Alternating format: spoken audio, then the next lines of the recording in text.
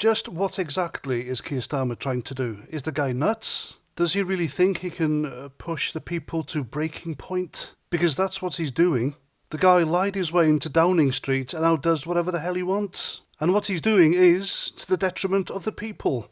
Absolutely nothing the guy has done has benefited British people. Nothing. Well, unless you're part of a grooming gang, unless you're a train driver, and unless you're not British, basically. If you live somewhere else rather than here, then yeah, Keir Starmer has really benefited you. But as for the people who voted him in, well, no, not at all. Well, I didn't vote for him. I'm not that nuts. And his latest victims are Apple iPhone users. Now, because of him and his government, his meddling, interfering, snoopy government, Apple will no longer offer its advanced data protection tool to UK customers. And this is all over a data privacy row. Though it's not as catastrophic as some people on social media are saying, but still, for Apple to bend over and do this for the UK government, I think it's something else. The government can't simply and openly go into anyone's iPhone remotely and look through your stuff. They still have to get a warrant. Whereas usual, those warrants would be hard to get, and Apple don't usually bow to governments for encrypted data. It'll just be easier for the government, and that's it. For instance, remember when Tommy Robinson got arrested for, terrorism not long ago? Well, he was arrested by the counter-terrorism police, wasn't he?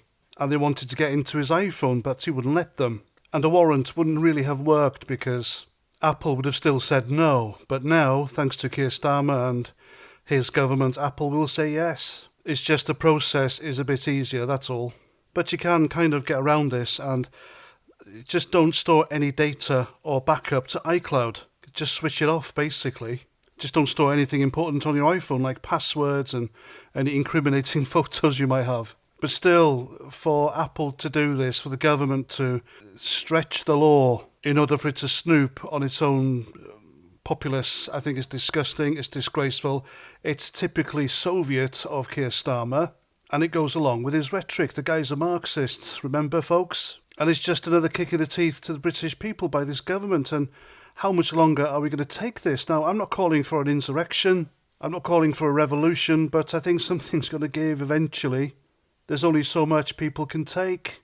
This is the sort of behaviour by a almost dictatorial government that leads to revolutions. It really is. High taxes, spending it on anything other than the British people, their own people. Lying, corruption, sleaze. This government's done it all. Keir Starmer's done it all. It's got everything. All the ingredients are there.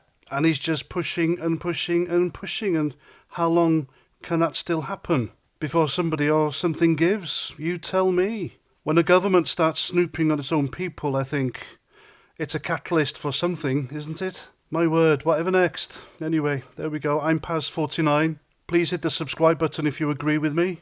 If not, let me know in the comments. And I'll see you at the next video. Roger Trout.